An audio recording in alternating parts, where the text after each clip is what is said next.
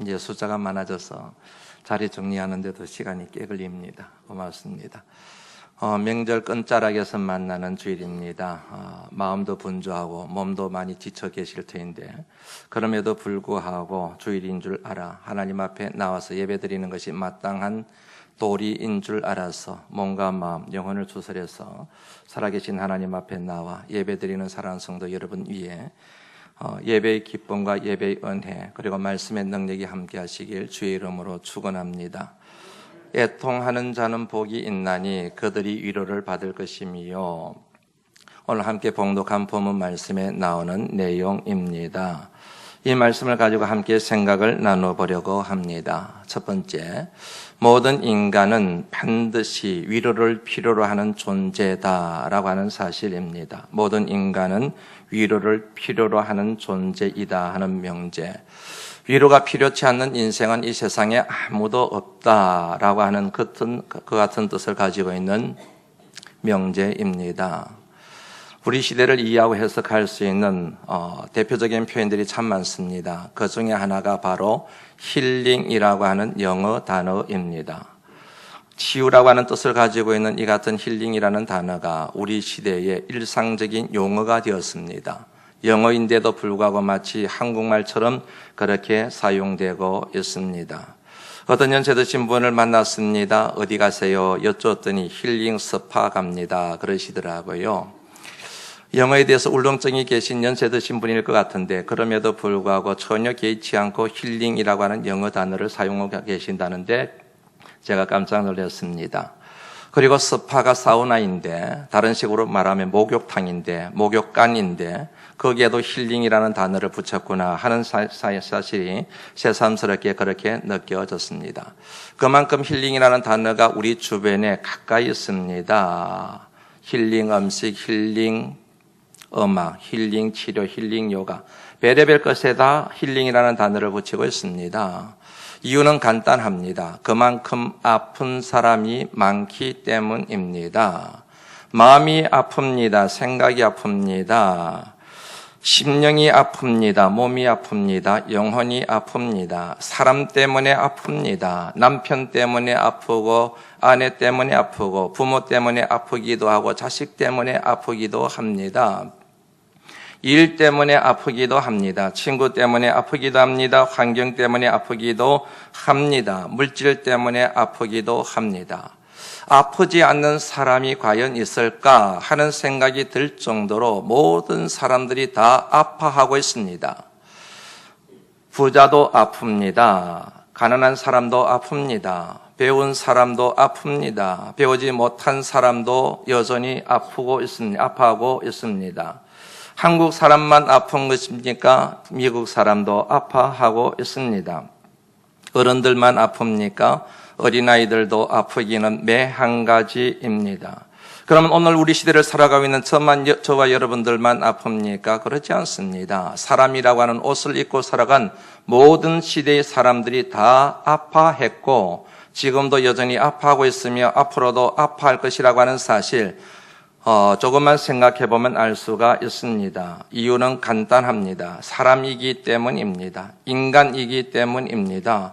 무능한 인간이기 때문입니다. 전적으로 타락한 인간이기 때문입니다. 그러므로 전적으로 무능한 인간이기 때문에 아파하며 살아갈 수밖에 없고 누군가의 위로가 필요하며 어떤 치유를 필요로 하는 존재라고 하는 사실 생각해보면 알 수가 있습니다. 두 번째, 참된 위로는 오직 하나님만이 주실 수가 있습니다. 믿으시면 아멘 하시죠. 사람이 위로할 수 있습니다. 환경을 통해서 치유받을 수가 있습니다. 그러나 그와 같은 치유와 그와 같은 위로는 완벽하지가 않습니다. 완전하지가 않습니다. 순간적입니다. 일시적입니다. 그때뿐입니다. 시간이 지나고 나면 또 다른 아픔이 찾아와서 힘들게 만듭니다. 고통스럽게 만듭니다. 우리 주변에 있던 어떤 식물도 어떤 환경도 어떤 사람도 내게 영구적으로 위로자가 되고 그리고 참된 치료가 될 수 없다는 사실을 여러분들 기억하시며 살아가는 것은 얼마나 중요한 깨달음인지 모릅니다. 오직 하나님 한 분만이 나를 치유하실 수 있는 유일한 분이며 그분만이 나에게 참된 위로자임을 믿고 고백하고 선언하고 선포하며 살아가는 것은 얼마나 중요한 신앙의 자세인지 모릅니다. 오늘 본문 말씀에 위로라고 하는 표현이 옵니다. 애통한 자는 복이 있나니 그들이 위로를 받을 것임이요. 이 위로라에 해당되는 헬라어 단어, 참 이런 저는 원어 사용하는 거 싫어하는데 의미 이해를 돕기 위해서 굳이 사용하겠습니다. 파라클레인이라고 그렇게 표현을 합니다. 파라클레인 헬라어입니다. 그 말의 뜻이 우리말로 위로라는 말로 번역이 되어져 있습니다. 위로가 아니라 위로를 뜻하는 파라클레인의 말의 의미를 정확하게 이해하기 위해서는 세 가지 키워드가 동원되어야 합니다. 그 첫 번째는 용납입니다. 용납하는 것입니다. 있는 그대로 용납합니다.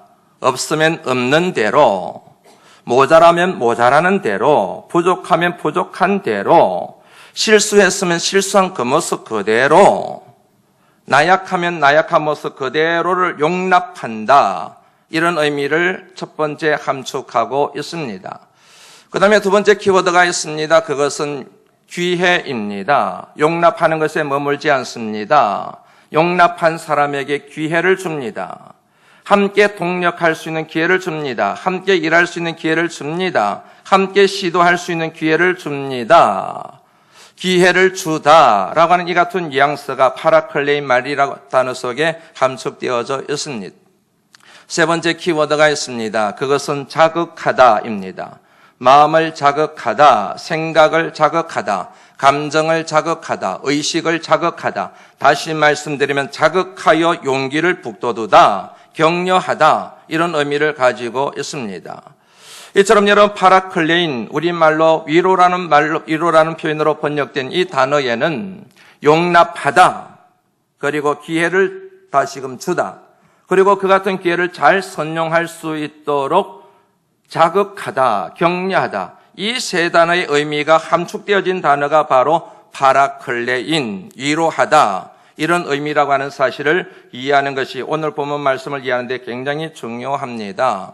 그런 면에서 봤을 때 오늘 본문 말씀에 사용된 위로라고 하는 것은 단순하게 찾아가서 함께 있거나 밥 한 끼 대접하거나 아니면 손잡아 주거나 어깨 두드려 주거나 이 정도의 차원이 아니라 그 사람의 전인격을 용납하고 그 전인격이 힘을 얻어서 다시금 뭔가 새로 시작할 수 있는 데까지 영향을 끼치는 그것이 바로 위로라는 사실을 우리가 정리를 할 수가 있게 되지요. 좋은 예를 여러분들에게 하나 소개를 하고 싶습니다. 잘 아시는 것처럼 여러분 베드로가 예수님을 배반했습니다. 예수님을 배신했습니다. 예수님을 모른다고 부인하며 도망갔습니다. 심지어는 저주하며까지 그 같은 짓을 했습니다. 그러고 난 뒤에 고향으로 돌아갔습니다. 예전에 하던 그물을 다시 집어서 물고기 잡는 일을 시작했습니다. 죽음의 권세를 이기시고 부활하신 예수님께서 그에게 오셨습니다. 그를 찾아오셨습니다. 그리고 밤새도록 그물질을 하고 돌아온 그를 위하여 조반을 지으시고 무채에 도착한 그에게 조반을 먹이시는 장면의 내용이 요한복음 21장에 나옵니다. 약간의 침묵이 지나고 난 뒤에 주님이 그에게 이렇게 묻습니다. 요한의 아들 시몬아, 네가 이 사람들보다 나를 더 사랑하느냐? 예, 제가 주님 사랑합니다. 제가 주님을 사랑하는 줄 주님이 잘 아시지 않습니까? 그래? 그러면 내 어린 양을 치거라. 두 번째 또 묻습니다. 요한의 아들 시몬아, 네가 나를 사랑하느냐? 예, 주님, 제가 주님을 사랑합니다. 그래, 그러면 내 어린 양을 먹이라. 세 번에 걸쳐서 주님이 묻습니다. 그 같은 주님의 질문에 대하여 베드로가 마음이 뜨끔해집니다. 심히 불편한 마음을 가지고 고백합니다. 예, 제가 주님을 사랑합니다. 그렇게 고백을 합니다. 그러자 주님께서 전과 동일하게 내 어린 양을 치라. 그렇게 말씀하셨습니다. 주님이 그를 찾아가셨습니다. 그는 배신자였습니다.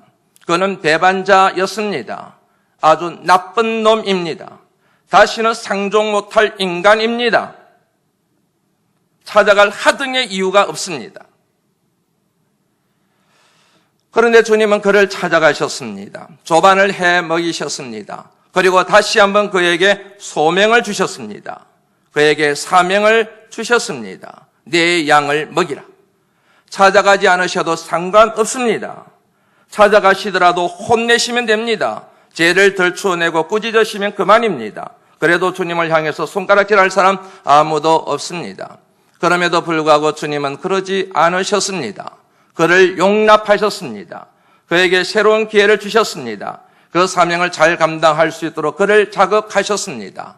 이것을 일러서 파라클레인, 위로라 그렇게 말씀을 드릴 수가 있습니다. 이 같은 위로는 여러분 오직 주님만이 하실 수 있다는 사실을 믿으시면 아멘 하시지요. 한번 여러분들 상상해 보시겠습니까? 3년 전에 베드로는 예수님을 따라 나섰습니다. 예수님을 따르기 위하여 모든 것을 버렸습니다. 배를 버렸습니다. 거머를 버렸습니다. 심지어는 불효자식이란 얘기를 들으면서까지 부모까지 아버지까지 버렸습니다. 3년의 세월이 지났습니다. 3년의 세월이 지나고 난 뒤에 고향으로 다시 돌아왔는데 빈손으로 돌아왔습니다. 얻은 것이 하나도 없습니다. 꿈을 향해서 예수님을 따르면서 모든 것을 버렸는데 빈털터리로 거름뱅이 같은 신세가 되어서 고향으로 돌아왔습니다. 한번 여러분 생각해 보시죠. 그의 마음이 얼마나 힘들었겠습니까? 그의 마음에 얼마나 깊은 상처가 있었겠습니까? 들려오는 소리마다 수근수근거리는 소리입니다. 뒤에서 손가락질하고 비난하고 조롱하고 멸시하고 하는 그런 소리들이 끊임없이 들려오고 있습니다. 주님을 배반하고 배신하여 떠난 것도 상처가 되었지만 실패자로 고향에 돌아가서 그 같은 사람들의 얘기를 듣는 것은 얼마나 또 다른 고통이요 아픔이고 절망과 좌절을 안겨다 주었는지 조금만 생각해 보면 연상이 되지 않습니까? 물론 여러분 그를 비난하고 정죄하는 사람만 있는 것은 아니었을 겁니다. 위로하는 사람도 있었을 거예요. 가족들 가운데서, 친척들 가운데서, 그리고 친한 친구들 가운데서 찾아와서 어깨에 두드리면서 힘을 잃지 마. 다시 한번 시작해봐. 이제는 다 잊어버리고 과거는 다 떠나보내버리고 이제부터 다시 어부 생활을 하면 되는 거지 뭐. 어깨에 두드려 줍니다. 손잡아 줍니다. 위로합니다. 격려합니다. 그를 용납합니다. 과연 그들의 여러분 그 같은 위로가 베드로에게 위로가 되었겠습니까? 수많은 사람들이 찾아와서 그를 위로하고 그를 용납하고 그에게 다시 한번 기회를 가지고 도전할 것을 자극했지만 그 같은 위로가 진정한 위로가 되었겠느냐는 그런 말씀이에요. 그런 차제의 주님이 찾아오신 거예요. 찾아오셔서 그를 용납하세요. 그리고 그에게 기회를 주세요. 그리고 그로 하여금 다시 비전을 향하여 다른 박질 칠 수 있도록 그를 자극하셨습니다. 주님의 이 같은 왕래가 그에게 얼마나 큰 위로가 되었는지, 그의 마음속에 깊게 나있던 상처가 얼마나 여러분 아름답게 치유되어졌는지 생각만 해도 충분히 이해가 가시지요. 여러분 사람도 얼마든지 이 같은 위로를 할 수가 있습니다. 누군가를 용납하고 누군가에게 기회를 주고, 그리고 여러분 누군가가 그 뭐냐면 할 수 있도록 할 수 있어, 용기를 내, 그러면서 얼마든지 사람들을 격려하고 용기를 줄 수가 있습니다. 자극할 수가 있습니다. 그러나 분명히 기억하셔야 될 것은 하나님의 위로와 사람의 위로는 절대로 비교될 수 없다는 것입니다. 이유는 간단합니다. 하나님과 인간 사이에 존재하는 질적인 차이 때문에 그렇습니다. 하나님은 창조주세요. 하나님은 전능하신 하나님이십니다. 만물의 주인 되신 하나님이십니다. 무소부지하신 하나님이십니다. 그에 비하여 인간은 피조물입니다. 원죄의 속성을 갖고 살아가는 존재입니다. 그 죄로 인하여 영원히 죽을 수밖에 없는 벌레 같은 존재입니다. 이 같은 벌레 같은 존재를 위하여 벌레 같은 존재가 위로하는 것과 창조주이시여 우리의 영원한 구주가 되시는 그 하나님이 우리를 위로하는 것이 어찌 비교가 될 수가 있겠습니까? 그런데 하나님이 벌레만도 못한 우리를 찾아오셨습니다. 우리 있는 모습 그대로 용납하십니다. 부족한 대로, 못난 모습 그대로, 연약한 대로 용납하셨습니다. 그리고 언제나 우리에게 새로운 기회를 주셨습니다. 그 같은 기회를 잘 선용하여 하나님의 뜻을 이룰 수 있도록 내가 너와 영원히 함께하겠다 약속하셨습니다. 이것이 하나님이 우리에게 주시는 진정한 위로인 줄로 믿습니다. 이 같은 위로를 매 순간마다 경험하며 살아가실 수 있는 하나님의 사람들이 되실 수 있기를 주의 이름으로 축원합니다. 이 같은 위로는 누구에게나 주어져 있어요. 그러나 누구에게나 주어진 이 위로가 아무나 얻는 것은 아니에요. 이 부분이 참 중요합니다. 누구에게나 이 같은 위로가 주어져 있지만 아무나 그 위로를 얻는 것은 아닙니다. 오늘 본문 말씀에 의하면 이 같은 하나님의 위로를 얻을 수 있는 사람이 딱 언급이 되어져 있습니다. 어떤 사람입니까? 애통하는 자. 애통하는 자는 복이 있나니 그들이 이 같은 위로를 얻을 것이며, 그렇게 돼 있잖아요. 여러분, 이 애통하는 자, 이 단어를 좀 면밀하게 검토해보고 따져볼 필요가 있습니다. 흔히 애통이라는 이 표현을 그냥 슬퍼하다, 이 정도로만 생각하는데 아니에요. 이 단어도 여러분 헬라어 쓰는 거 양해해 주세요. 참 헬라어 쓰는 거 싫어하는데. 펜테인이라고 말합니다. 펜테인이라고 하는 헬라어가 우리말로 애통이라는 말로 번역이 되어졌습니다. 그런데 이 단어를 정확하게 이해하기 위해서는 두 가지 단어가 동원되어야 됩니다. 하나의 단어는 뭐냐면 죽음이라고 하는 단어입니다. 죽음. 누군가의 죽음 앞에서 애통하는 것입니다. 그런데 그 누군가가 이웃이 아닙니다. 멀리 살아가는 사람이 아닙니다. 나와 상관이 없는 제3자가 아닙니다. 내가 가장 사랑하는 사람입니다. 내 생명을 주고도 바꿀 수 없는 사랑하는 사람, 그 사람의 죽음을 얘기합니다. 아내일 수가 있습니다. 남편일 수가 있습니다. 부모일 수가 있습니다. 자식일 수가 있습니다.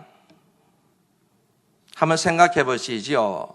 부모님은 그렇다 치더라도 남편 간에도 마찬가지겠지만 자식을 여러분 한번 생각해 보시죠. 세월호 사건으로 인하여 자식을 여러분 가슴에 묻고 살아가는 분들의 절규를 여러분들 매스컴을 통해서 경험하셨지요.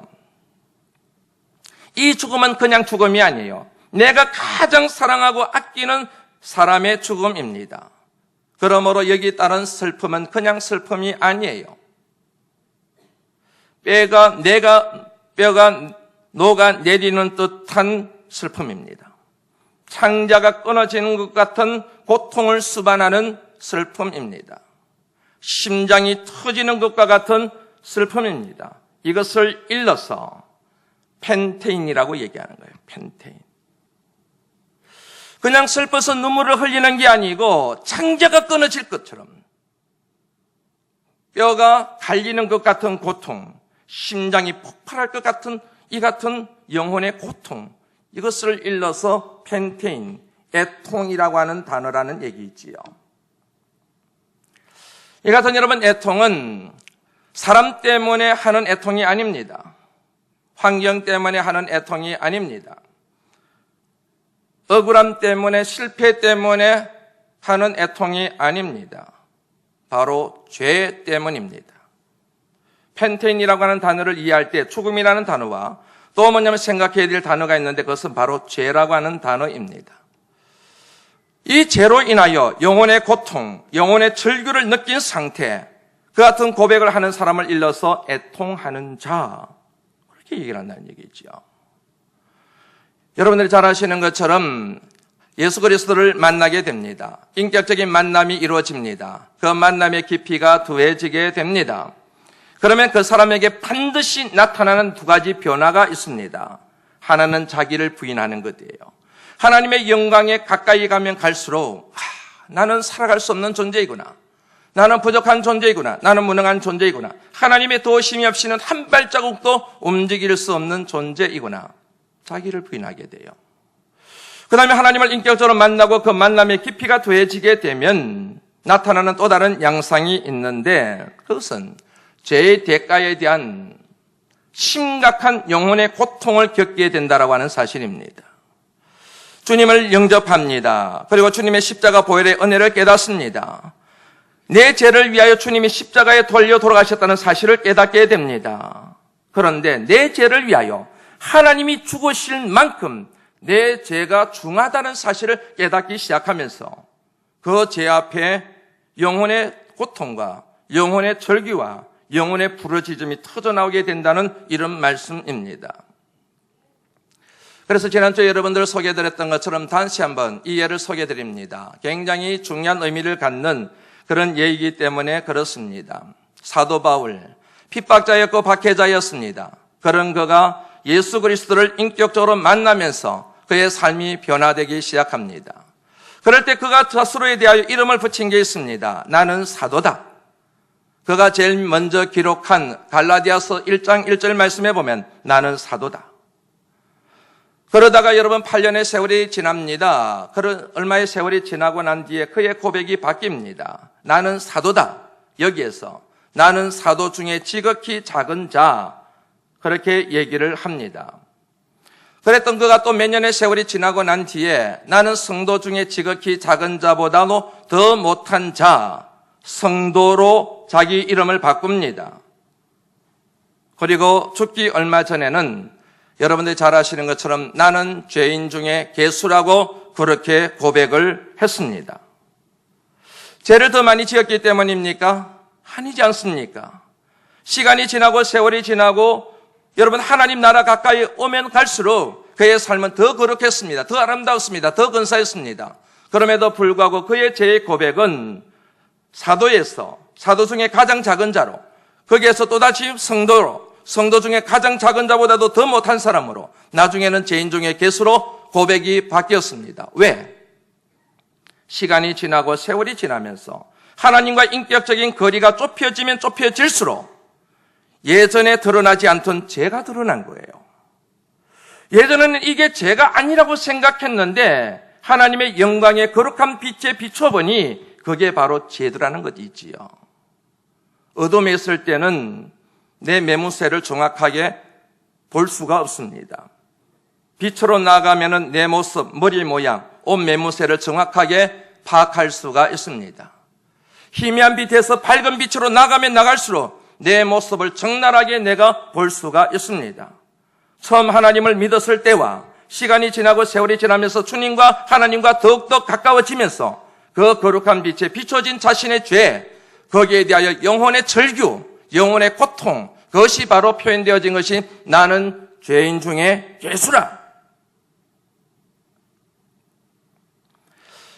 그러므로 여러분 중요한 사실을 정리하셔야 됩니다. 그것은 회개하라 천국이 가까이 왔느니라. 천국을 상속받기 위한 기본적인 조건이 회개인데 그 회개라고 하는 것은 그냥 죄에 대하여 슬퍼하는 것이 아니라는 거예요.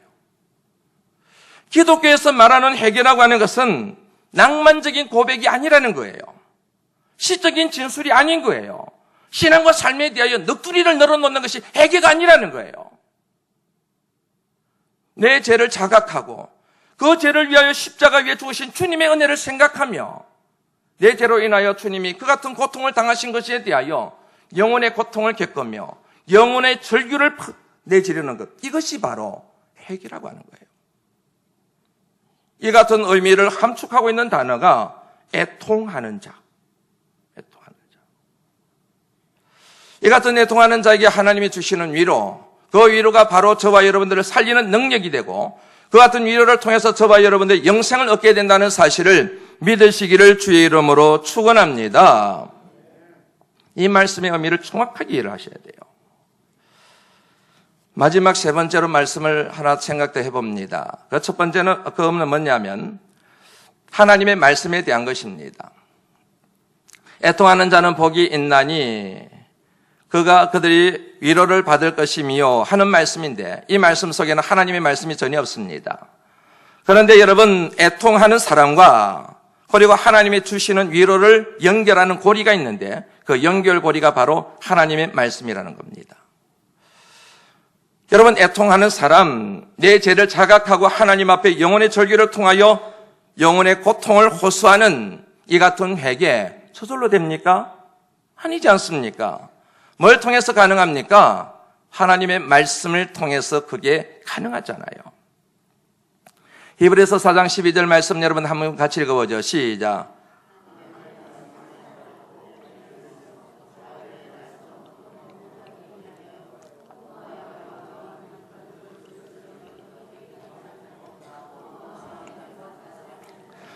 하나님의 말씀은 살아있다. 하나님의 말씀은 활력이 있다. 영어 성경이 뭐 powerful, 파워가 충만하다. 파워가 넘친다. 그 말씀이 스며들면은 마치 좌우의 날선 어떤 것보다 예리하여 우리를 혼을 찔러버리고 영을 찔러버리고 관절을 찔러버리고 골수를 찔러 쪼개버린다. 이 말씀이잖아요. 하나님의 말씀이 없습니다. 그런데 하나님의 말씀이 있어도 그 말씀에 날이 무딜 대로 무뎌져 있습니다. 그러면 어떤 죄의 자각도 일어나지 않습니다. 회개할 일이, 애통할 일이 하나도 없습니다. 그런데 하나님 말씀이 있습니다. 그 말씀이 예리하기 이를 데가 없습니다. 내 심령을 푹 찔러버립니다. 관절을 팍 찔러버립니다. 골치를 찔러 쪼개버립니다. 거기에서 항복의 역사가 일어나는 거예요. 하나님 저의 죄를 용서하여 주옵소서. 영혼의 고통과 철규가 놓으면서 주님의 십자가를 끌어안는 역사가 일어나게 된다는 그런 말씀이지 않습니까? 그러므로 여러분 하나님의 말씀이 없이는 애통하는 자가 될 수 없습니다. 애통하는 자가 되지 못하면 하나님의 위로가 없습니다. 참 아이러니하게도 하나님의 말씀은 우리에게 이처럼 비수같이 우리를 찔러서 우리를 공격하는 무기이기도 하지만은 우리로 하여금 죄를 자각하고 하나님 앞에 굴복하게 만드는 힘이 되기도 하지만 동시에 하나님의 말씀은 우리에게 위로가 된다는 사실 여러분들 아시는지요? 한번 확인하고 넘어갈까요? 시편 107편 19절 20절 말씀입니다. 시편 107편 19절 말씀 2절 말씀 20절 말씀 한번 읽어봅니다. 19절 말씀 먼저 읽죠. 시작. 이에 그들이 그들의 고통 때문에 여호와께 부르짖으매 그가 그들의 고통에서 그들을 구원하시되 그들이 하나님 앞에 고통을 부르짖습니다. 살려달라고. 그런데 하나님께서 그들을 고통에서 구원하시기 위하여 하시는 일이 있습니다. 20절 말씀입니다. 시작. 고치시고 위험한 지경에서 건지시고 그가 여호와께서 하나님의 말씀을 보내어 고치신다. 치료하신다. 더 말씀 하나 볼까요? 시편 119편 말씀입니다. 시편 119편 49절 말씀 50절 말씀 한번 같이 읽어보시죠. 시작. 주의 종에게 하신 말씀을 기억하소서. 주께서 내게 소망을 가지게 하셨나이다. 이 말씀은 나의 고난 중의 위로라. 주의 말씀이 나를 살리셨기 때문입니다. 아멘. 하나님이 내게 말씀을 주셨습니다. 그 말씀이 내가 고난 중에 있을 때 위로가 되었습니다. 왜냐하면 그 말씀이 나를 살렸기 때문입니다. 하나님은 저와 여러분들을 위로하시는 하나님이십니다. 우리를 용납하시고 우리에게 기회를 주시고 저와 여러분들을 다시금 일어서서 하나님의 거룩한 비전을 향하여 달려갈 수 있도록 자극하시는 하나님이십니다. 뭘 통하여? 말씀을 통하여. 한 두 번째, 세 번째 정도 간증하는 것 같습니다. 그런데 이 말씀을 준비하면서 이 간증이 참 마음에 와닿았습니다. 한 25년 전 되었던 것 같아요. 제 둘째 아들이 생후 9개월이 되었을 때 저희 어머니와 더불어서 큰 교통사고를 만났던 것 한번 여러분들에게 간증한 것 있으시지요?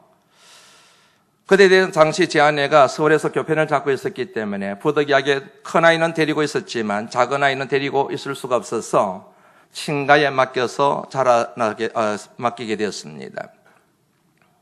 저희 어머님이 둘째를 얻고 생후 9개월 된 둘째를 얻고 이웃집에 마실 가셨다가 돌아오시다가 레미콘 차에 치이셨습니다. 그때 전화를 받았는데 전화 거신 옆에 계신 우리 친척이 둘 다 죽은 것 같아 라고 하는 그 같은 뭐냐면은 메시지를 남겼습니다. 그때는 통신이 발달되지 않았기 때문에 그 소식만 듣고 미친 듯이 고향으로 내려갔습니다.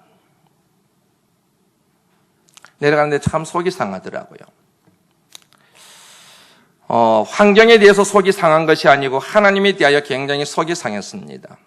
하나님에 대해서 굉장히 섭섭했습니다. 구구절절히 여러분에게 다 설명할 수는 없지만 얼마나 제가 속이 상했던지 가는 길 가운데서 제가 하나님 앞에 그렇게 얘기했습니다. 만약에 하나님 둘 다 죽었으면 저 목회 그만둘 겁니다. 그랬어요. 얼마나 섭섭했는지. 그만둘 겁니다. 저 목회 안 할 겁니다. 그랬어요. 그런데 다행스럽게도 둘 다 살아났습니다. 살아났다고 해서 모든 게 다 해결되는 건 아니잖아요. 큰 교통사고인데. 그 교통사고를 처리하는 과정에서 참 많이 힘들었습니다. 참 많이 상처를 받았습니다.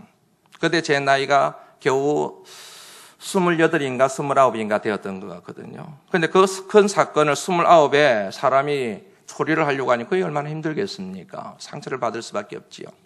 그때 제가 여러분 얼마나 답답하고 속이 상했으면 이런 생각까지 했겠습니까? 우리나라에서 좀 편하게 살려고 하면은 자식은 한 둘이 안 되겠다. 10명 정도는 낳아야 되겠다. 10명 정도 낳아가지고 한 아이는 경찰 만들고 한 서너 명은 법조계로 보내고 판사 하나 만들고 검사 하나 만들고 변호사 하나 만들고 그 다음에 의사도 하나로 안 되겠다. 한 적어도 4가지 정도 과는 만들어야 되겠다. 소아과 의사, 신경정신과 의사, 정형외과 의사, 내과 의사, 그리고 병원에 한 사람 더 필요하더라고요. 원무과 직원 하나 필요하겠다.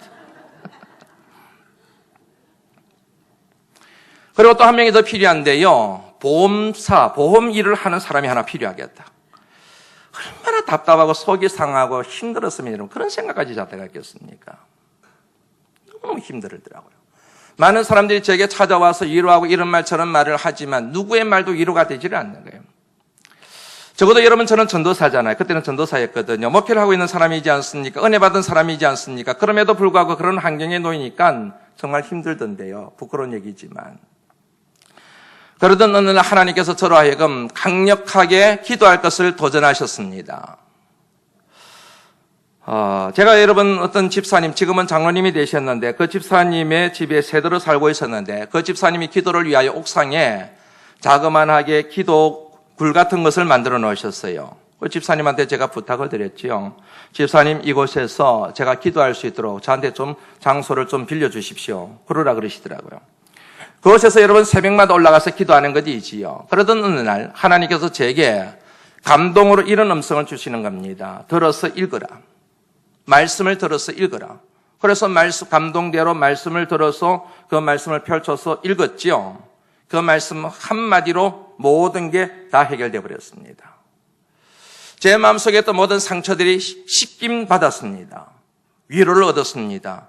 다시금 하나님의 거룩한 사랑을 깨닫게 되었고 하나님의 비전을 향하여 내가 어떤 길을 걸어가야 될지에 대하여 명확하게 정리가 되어졌습니다. 그 말씀이 바로 잠언 23장 17절 말씀부터 19절까지의 말씀입니다. 내 마음으로 죄인의 형통을 부러워하지 말고 항상 여호와를 경외하라. 종령이 내 장래가 있겠고 내 소망이 끊어지지 아니할 것이라. 내 아들아, 너는 듣고 지혜를 얻어 내 마음을, 예전 버전은 정로입니다. 정로로 인도할지니라. 이 말씀을 읽는 순간 제 마음속에 있던 모든 그림자가 떠나갔습니다. 절망이 변하여 소망이 되었습니다. 제 마음속에 있던 모든 상처가 치유되고 회복되었습니다. 하나님의 큰 위로가 이 말씀을 통하여 제게 임했습니다. 하나님의 말씀은 우리를 책망해요. 그러나 그것에 머무르는 것이 아닙니다. 저와 여러분들로 하여금 하나님의 큰 위로를 경험하게 만드는 축복의 통로가 바로 말씀이라는 사실을 믿으시기를 주의 이름으로 축원합니다. 이제 말씀을 마무리하려고 합니다. 오늘날은 눈물이 말라버린 껍데기 경건의 시대이다. 오늘날 교회는 눈물을 가르치지 않는다. 좀 더 정확히 말하면 그들은 그렇게 할 수 없다. 왜냐하면 성령님의 감동 없이는 눈물이 있을 수 없기 때문이다. 이 시대의 죄에 대해 비통함을 느껴보지 못한 사람이 석사학위, 박사학위를 아무리 많이 받으면 무슨 소용이 있는가? 레오나르도 데이번 힐이라고 하는 사람이 1950년도에 Why Revival Tarries, 왜 부흥이 지체되고 있는가 하는 제목의 책을 우리나라 사람이 번역한 책 속에 나오는 내용입니다. 우리나라 말로 번역된 말이 저는 참 좋습니다. 부흥의 세대여 통곡하라. 저는 이 내용이 얼마나 마음에 와닿는지 모르겠습니다. 눈물을 잊어버렸다. 여러분들에게 묻습니다. 여러분에게 눈물이 있으신지요? 하나님 앞에 나올 때 여러분 눈물이 있으신지요? 더 나아가서 오늘 말씀대로 애통함이 있으신지요? 여러분의 죄 때문에 통곡함이 있으신지요? 여러분들이 눈물 한 방울 흘리지 못할 정도로, 않을 정도로, 안 해도 될 정도로, 통곡하지 않아도 될 정도로 여러분들의 삶은 완벽하신지요? 그 정도로 여러분은 깨끗하신지요? 하나님 앞에 나는 완벽해. 그런 사람은 눈물이 필요 없습니다. 통곡할 필요가 없습니다. 그러나 만일 그것이 아니라고 한다면, 진짜 그 신앙이 심령이 살아있다고 한다면 하나님 앞에 나올 때마다 애통한 심정이 될 수밖에 없다는 사실을 이 내용이, 이 레이번 힐이 우리에게 지적하고 있는 내용이지 않습니까? 울어야 산다라고 하는 제목의 책이 있습니다. 그 제목의 책을 저는 참 좋아했습니다. 그런데 오늘 말씀을 준비하면서 그 표현으로는 부족하다는 생각을 하게 되었습니다. 우는 정도가 아니라 통곡해야 되는구나. 하나님이 고목사들어 통곡하라고 그렇게 권면하고 도전하시는구나. 얼마나 이 말씀 앞에 저 자신이 부끄러웠는지 모릅니다. 그런데 이 말씀을 묵상하면서 얼마나 또 감사했는지 모릅니다. 왜냐하면 2015년 사순절이 시작되었기 때문에 그렇습니다. 사순절은 주님께서 저와 여러분들을 위하여, 저와 여러분들의 죄를 사하기 위하여 고난의 길을 걸어가신 것을 묵상하고 생각하는 절기입니다. 이때 하나님께서 그 은혜를 다시금 경험할 것을 도전하시기 위하여 이 같은 말씀을 주셨구나. 고목사 통곡해. 너의 죄 때문에 통곡해. 시대의 죄 때문에 통곡해야 되는 거야. 하나님의 음성을 그렇게 여러분 받아들이며 사순절을 보내게 돼서 얼마나 기쁘고 감사한지 모르겠습니다. 사랑하는 성도 여러분, 죄로 말미암아 영원히 죽을 수밖에 없었던 주님의 그 사랑을 여러분들이 진실로 믿는다고 한다면 통곡하셔야 됩니다. 우셔야 됩니다. 그래야 할 때 여러분들 삶 가운데 하나님의 놀라운 위로의 역사가 일어나게 될 줄로 믿습니다. 힐링 음식 먹는 거 중요합니다. 힐링 펜션에 가서 1박 2일 치유받고 돌아오는 거 중요합니다. 그러나 더 중요한 것은 하나님 앞에 애통한 마음을 가지고 항복하는 것입니다. 이를 통해서만 저와 여러분들의 모든 고통의 문제가 해결되고 참된 평화와 소망과 기쁨이 충만하게 될 줄로 믿습니다. 기도합니다. 하나님 감사합니다. 말씀 주심을 감사합니다. 이 말씀 앞에 우리 모두가 다 항복하기를 원합니다. 하나님을 믿으면서도 우리의 죄에 대하여 자각하면서도 눈물 한 방울 흘리지 않고 있는 우리에게 어찌 하나님의 큰 위로가 있을 수가 있겠습니까? 하나님 치유하기 위하여, 위로받기 위하여 사람을 쫓아다니고 환경을 쫓아다니고 좋은 음식 먹으러 다니는 그 시간에 1분이라도 하나님 앞에 애통한 심령을 갖고 무릎 꿇는다고 한다면 우리의 심령을 얽어매고 있는 모든 죄가 소멸되고 하늘의 기쁨과 하늘의 평강이 넘치게 될 줄로 믿습니다. 이 사순절 기간에 그 은혜를 우리로 하여금 경험케 인도하여 주옵소서.